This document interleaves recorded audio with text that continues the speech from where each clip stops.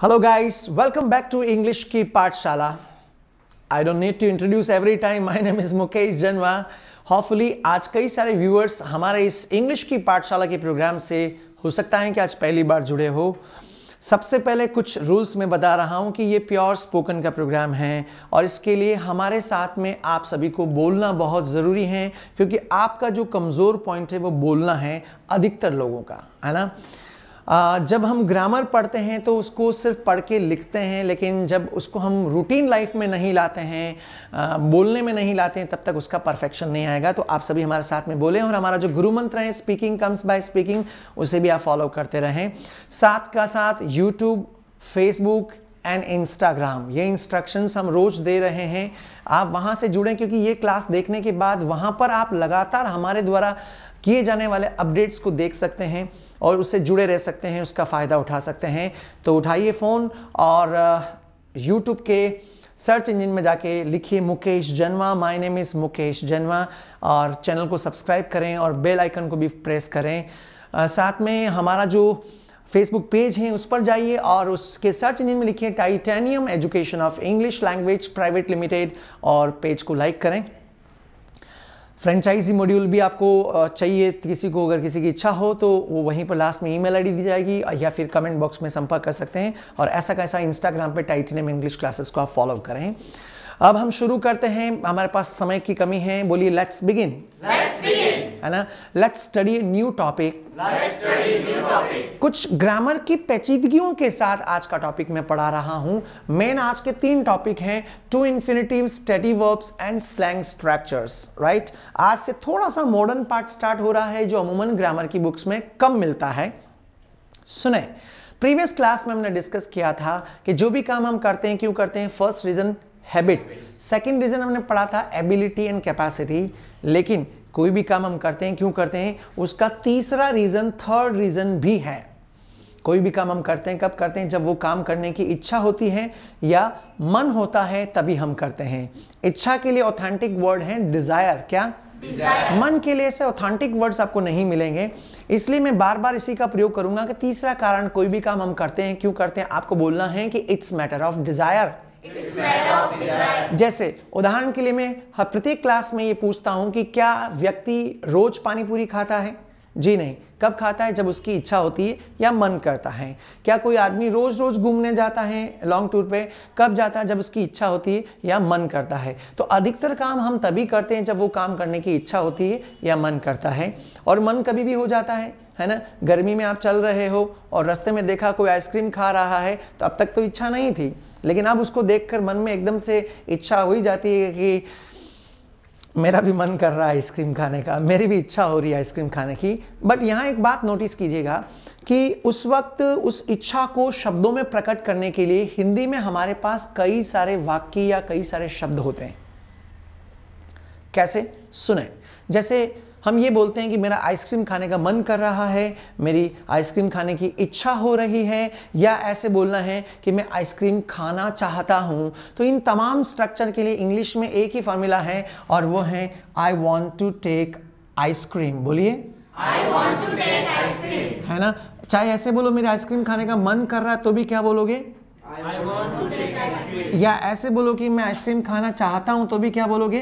I want to take ice cream. है ना. इच्छा हो रही है, मन हो रहा है, सभी के लिए आप यही बोलोगे. क्या? I want to take ice cream. बोलो, I want to take ice cream. और क्या क्या इच्छा हो रही बता भी दीजिए. सर आज जो मूवी दिखा दीजिए, है ना. मूवी देखने की इच्छा हो रही, वॉच मूवी रखकर बोलिए I want to watch movie. मेरी मूवी देखने की इच्छा हो रही, बोलो I want to watch movie. I want to watch movie. मेरी मूवी देखने का मन कर रहा है, मैं मूवी देखना चाहता हूँ.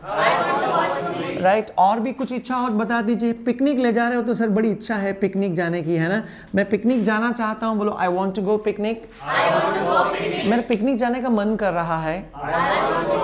अब क्या होता है, हिंदी मीडियम के स्टूडेंट्स अमूमन इस वर्ड को याद कर ले. वॉन्ट मतलब चाहना, है ना. मैं फीलिंग्स के साथ इस टॉपिक को डाइवर्ट करवा रहा हूँ आपसे, है ना. अलग अलग रूप से हम हिंदी में बोलते हैं, इंग्लिश में इतने नहीं है, तो इसके लिए यूज़ कर रहे हैं. आप कह रहे हैं कि सर मूवी देखने की इच्छा है, पिकनिक जाने की. मैं कह रहा हूं कि फिर पढ़ाई कौन करेगा.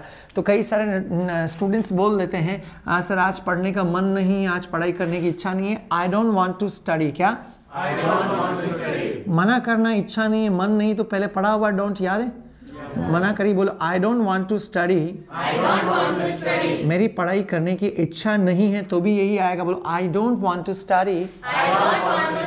लेकिन ये तो आप खुद की इच्छा बता रहे हो, ये काम करने की इच्छा है, मन है, नहीं है। पूछना है, किसी की इच्छा पूछना है कि क्या आपकी चाय पीने की इच्छा है ना? कुछ भी पूछना है, स्नैक्स लेने की इच्छा है, क्या आपकी पिज़्ज़ा खाने की इच्छा है, या मन है, या ऐसे कह सकते हैं कि आप पिज़्ज़ा खाना चाहते हो, है ना? तो सभी के लिए इच्छा पूछना है। पूछने का तरीका वही प्रीवियस क्लासेस में जो पढ़ाया था। मैं कौन हूं मेरे लिए? और मेरे लिए ये यू से पूछना है, तो तरीका वही डू यू। क्या इनकी इच्छा पूछनी है कि क्या आपकी पिज़्ज़ा खाने की इच्छा है, तो आगे डू यू लगा के, और इच्छा और मन के लिए आप फिर क्या लगाएंगे? Want to. तो डू यू के बाद वांट टू लगाकर इनसे पूछिए, संजय क्या आपकी पिज़्ज़ा खाने की इच्छा है? Do you want to action की जगह टेक की जगह हैव पढ़ा था 2 दिन पहले, याद है? Do you want to have pizza? क्या आपकी पिज़्ज़ा खाने की इच्छा है? बोलिए do you want to have pizza. इनकी है तो कौन मना करेगा, है ना? मंगवा रहे तो बोलो I want to have pizza. है सच में?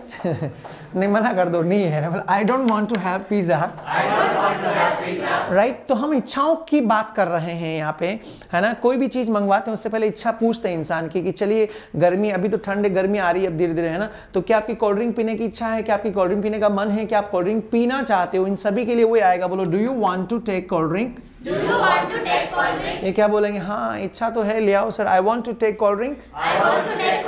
मेरी इच्छा नहीं है कोल्ड ड्रिंक की, कोई ज्यादा फायदेमंद नहीं सेहत के लिए sir, I don't want to take cold drink. Comfortable यहां तक? अब ये हमारा मेन टॉपिक नहीं है जिसे हम पढ़ रहे हैं, ये एक टारगेट लिया ताकि हम आज के 3 टॉपिक समझ सकें। उससे पहले एक जरूरी चीज, हम इंडियंस वैसे भी बड़ा खुला खुला बोलते हैं। अगर हम नेटिव स्पीकर्स की बात करते हैं तो नेटिव स्पीकर्स मीन्स जो अंग्रेज हैं वो इतना फास्ट बोलते हैं कि कई बार ये जो 1 2 दिख रहा है ना, इसका स्लैंग स्ट्रक्चर बन जाता है वाना। क्या वाना? तो वो लोग जब फास्ट बोलते हैं तो 1 2 की जगह 1 2 को इतना फास्ट बोलते हैं कि साउंड क्या बन जाता है? वाना। जैसे फॉर एग्जाम्पल सारे क्वेश्चंस वापस पूछिए आप स्लैंग स्ट्रक्चर के साथ। क्या आपकी आइसक्रीम खाने की इच्छा है? क्या आपका आइसक्रीम खाने का मन है? क्या आप आइसक्रीम खाना चाहते हैं? तो do you want to take ice cream की जगह आप वांट टू की जगह वाना रखकर वापस थोड़ा सा स्मार्ट सेंटेंस बोलिए, वेरी नाइस। बोलिए do you want to take ice cream. और यदि संजय की इच्छा है कि आज मंगवा रहे हो, मुकेश सर का मूड अच्छा है, ले आइए, बहुत बिल्कुल इच्छा है, वो कौन मना करेगा? 1 2 की जगह वाना लगा, I want to take ice cream. ना बाबा ना सर, मेरी इच्छा नहीं है, अभी ठंड लग रही मुझे, तो I don't want to take ice cream. Comfortable हो? अब मैं समझा रहा हूं आज के मेन 3 ग्रामेटिकल पॉइंट, है ना? समझना ध्यान से। पहला जो आज का पॉइंट है हमारा वो है टू, TO2। इसके डबल रोल है।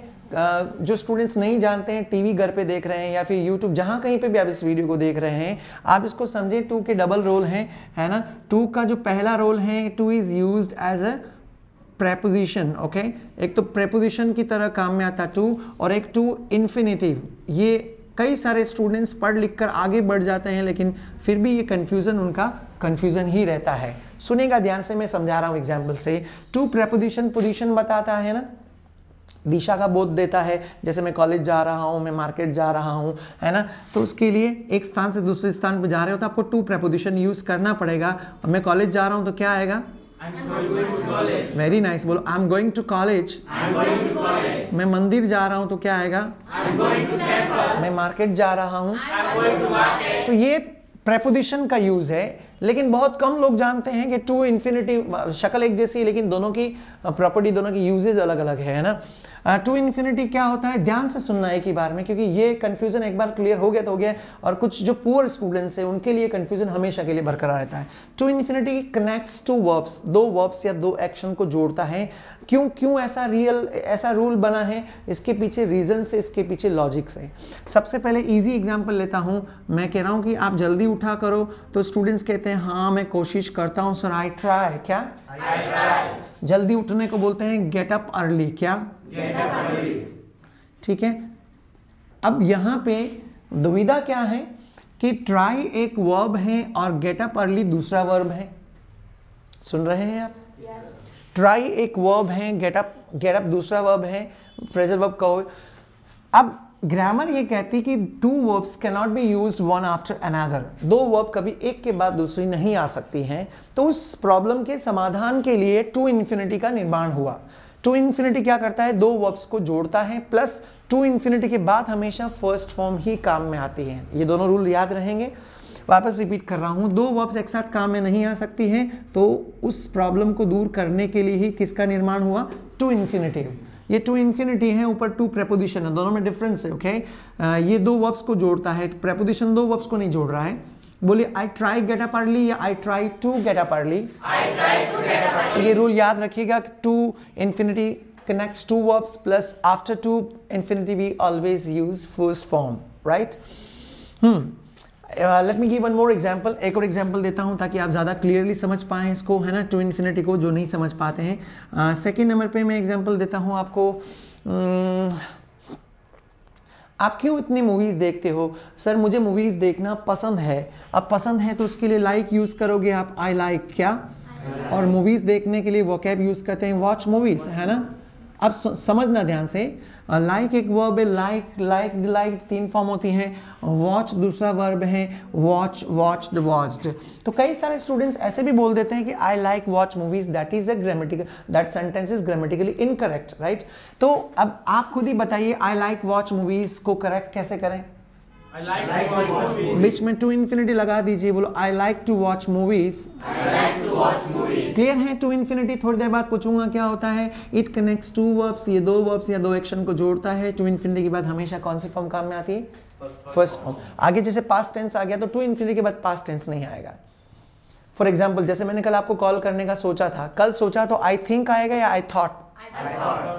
पास के लिए second form I thought call you या I thought to call you. तो टू से पहले पास्ट टेंस आएगा, उसके टू इन्फिनिटी के बाद नहीं आएगा, राइट। ठीक है, ये आज का हमारा पहला टॉपिक है। दूसरा जो टॉपिक है ऊपर लिखा था स्टेटिव वर्ब्स, है ना। स्टेटिव वर्ब्स क्या होता है, सुनिएगा ध्यान से। स्टेटिव वर्ब्स जैसे वांट टू अभी हमने पढ़ा था, तो वांट एक स्टेटिव वर्ब है ना। वांट ले लीजिए, KNOW ले लीजिए, अंडरस्टैंड ले लीजिए। क्या होता है stative verbs? No continuous tense.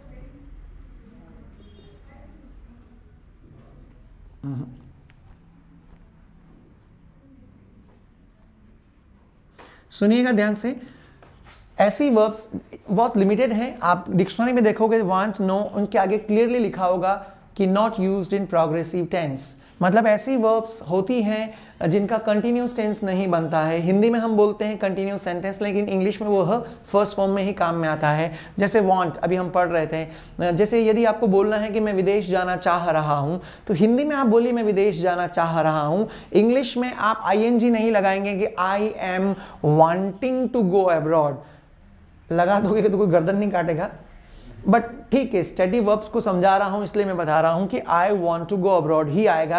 आप चाहे ऐसे बोलो मैं विदेश जाना चाहता हूं, या ऐसे बोलो कि मैं विदेश जाना चाह रहा हूं, दोनों के लिए यही आएगा। क्लियर है सबको? Next, no, KNOW, know means जानना, मैं जान रहा हूं। तो हिंदी में आप बोलिए मैं जान रहा हूं या मैं सब कुछ जानता हूं, दोनों वाक्य के लिए इंग्लिश में एक ही सेंटेंस बनेगा फर्स्ट फॉर्म में। कुछ लोग बोलते हैं आई एम नोइंग एवरीथिंग, ठीक है, बोल लिया वो अलग चीज है, लेकिन ग्रामेटिकली नो एक स्टेटिव वर्ब है, तो क्या आएगा? आई नो एवरीथिंग, नोइंग नहीं आएगा। क्लियर है सबको? अंडरस्टैंड मीन्स समझना। समझ रहे हो ना? हाँ सर समझ रहा हूं मैं। हिंदी में आप बोलिए मैं समझ रहा हूं, इंग्लिश में आई एम अंडरस्टैंडिंग बोलते हैं कई सारे लोग, है ना, बट वो एक स्टडी वर्ब है, ऑकवर्ड लगता है। आप बोलिए yes I understand your problem, बोलो so you understand the study verbs. अब आप आज के बाद ऑक्सफोर्ड डिक्शनरी में देखेंगे, बड़ी वाली में ना, या बड़ी और भी जो दूसरी डिक्शनरीज है, उसमें आगे ब्रैकेट में लिखा होगा not used in progressive tense, means ये वो वर्ब्स है जो कंटिन्यूअस टेंस में काम में नहीं आती है, राइट, उसे हम स्टडी वर्ब्स कहते हैं। क्लियर? अब आज का आखिरी पॉइंट है हमारा थर्ड पॉइंट, क्या? स्लैंग स्ट्रक्चर्स या स्लैंग वर्ड्स, अलग अलग नाम से आप पुकार सकते हैं इसको। स्लैंग स्ट्रक्चर्स क्या होते हैं? जैसे अभी हमने शुरू में पढ़ा था, वांट टू को फॉरेनर्स वांट टू नहीं बोल के क्या बोलते हैं? वाना। क्या? तो स्लैंग स्ट्रक्चर्स को ध्यान से सुनिएगा। मतलब वांट टू का शॉर्टकट, ये कोई ऑथेंटिक शॉर्ट फॉर्म नहीं है, ये कैसे बना है? फॉरेनर्स जब बहुत ज़्यादा फास्ट बोलते हैं ना, तो फास्ट बोलने की वजह से अपने आप ये शॉर्टकट रूप ले चुका है, अपने आप। जैसे हिंदी में मैं हिंदी का एग्जाम्पल भी दे देता हूँ साथ में। पापा बुलाते हैं, ए इधर आ, तो हम शॉर्टकट ही मारते हैं, हाँ आ रहा हूँ। देखें ऐसे बोलते हैं हम लोग, हाँ आ रा ये साउंड आता है, मैं साउंड बता रहा हूँ। ओके, हम शुद्ध हिंदी नहीं बोलते हैं। खाना खा ले, हाँ खा रहा हूँ, हाँ खा रहा हूँ। जाना, हाँ जा रहा हूँ। तो ये प्योर नहीं, ये अपने आप फास्ट बोलने की वजह से शॉर्टकट। हमने तो कभी दिमाग में नहीं लगाया ऐसा, है ना, कि इतना गलती भी हम करते हैं। और हम बड़े स्मार्ट है, लिखेंगे तब पूरा लिखेंगे, हाँ मैं आ रहा हूँ, लेकिन बोलते हैं तब ऐसे शॉर्टकट्स बोलते हैं। तो फॉरेनर्स के साथ भी ऐसा होता है। क्यों हमें समझ में नहीं आती नेटिव स्पीकर्स की जो लैंग्वेज है, उनकी जो ट्विस्टिंग है, उसका कुछ कारण ये भी है कि वो जो शॉर्टकट्स फास्ट बोलने की वजह से बने हैं, उसके बारे में हम इंडियंस अवेयर नहीं होते हैं। हम ग्रामर को खुला खुला पढ़ते हैं, subject plus verb plus object, और यहाँ तक कभी पहुँच ही नहीं पाते हैं। तो ये क्लासेस थोड़ा सा मॉडर्न इंग्लिश को टच लेते हुए है, टच करते हुए हम आगे बढ़ रहे हैं। तो 1 to एक स्लैंग वर्ड है, स्लैंग स्ट्रक्चर कह सकते हो आप। क्या होता है? मीन्स भाषा के वो शॉर्टकट जो सिर्फ बोलने में काम में आते हैं। ये रिटर्न में रॉन्ग है, ध्यान रखना। आप अगर एग्जाम की प्रिपरेशंस कर रहे हो तो वाना रॉन्ग है, उसे नहीं लिखना है आपको। ये सिर्फ स्पोकन के लिए ही वैलिड है, राइट। तो ये 1 to का स्लैंग स्ट्रक्चर हुआ। ये 3 टॉपिक आज हमारे, to infinity, static verbs and slang structures. मैं ब्रीफ कर रहा हूं। टू इन्फिनिटी क्या किसको बोलते हैं?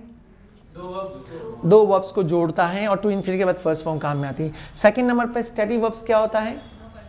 नीचे लिखा हो not no continuous tense, means ऐसी वर्ब ऐसे एक्शन जिनका कंटिन्यूअस टेंस नहीं बनता है। अच्छा, टेम्पररी यूज में आप बना सकते हो, इतना लोड नहीं लेना है। पकड़ के भी निकल जाए मुंह से, आई एम अंडरस्टैंडिंग, तो इतना लोड नहीं लेना है ना। कई बार जब ज़्यादा टाइट नियम को पकड़ के रखते हैं ना, तो वो स्टूडेंट्स को ज़्यादा हेजिटेट करती है बोलने में। वो हर वक्त दिमाग में रखेगा मैंने गलत बोल दिया, मैंने गलत बोल दिया। जबकि नेटिव स्पीकिंग में हम हज़ारों मिस्टेक्स करते हैं, बट फिर भी चल रहा है। लास्ट है स्लैंग स्ट्रक्चर्स, मतलब कुछ ऐसे शॉर्टकट्स जो सिर्फ बोलने में काम में, जैसे 1 to का वाना, आगे और आएगा गोना, हाफ्टा एंड गोटा, और कई सारे स्लैंग स्ट्रक्चर आगे की क्लासेस में आएंगे। तो ये मेन 3 टॉपिक्स हैं। अब इन तीनों टॉपिक्स को समझने के लिए हमने लिया 1 to। आप देखेंगे टू इन्फिनिटी, ये दिखा टू इन्फिनिटी, देखिए। फिर स्टडी वर्ब, 1 स्टडी वर्ब है, और स्लैंग स्ट्रक्चर 1 to का स्लैंग स्ट्रक्चर क्या है? वाना। इसलिए इस टॉपिक को लिया है। अब मैं आप क्या करूंगा, जो इस प्रोग्राम को घर पे देख रहे हैं, आज की क्लास ज्यादा थ्योरी के ऊपर बेस्ड थी, मैं भी स्लाइड डिस्प्ले करूंगा। तो आप क्या करेंगे, उसमें से वोकैब लेके प्रैक्टिस 1 to के ऊपर ही करोगे। ये तो सिर्फ समझाने के लिए मैंने 3 टॉपिक समझाए हैं ना। जैसे फॉर एग्जांपल कि मैं हमेशा कोई करप्शन की बात कर रहा है, संजय हमेशा करप्शन हटाने की बात करते हैं, तो मैं इनकी इच्छा पूछ रहा हूं कि क्या आप करप्शन, भ्रष्टाचार हटाना चाहते हो, है ना। पूछना इनसे कि क्या भ्रष्टाचार को आप जड़ से उखाड़ के फेंकना चाहते हो। किसी चीज को जड़ से उखाड़ के फेंकने के लिए वोकैब यूज करते हैं इरेडिकेट। क्या? वर्ड बोलो, इरेडिकेट करप्शन।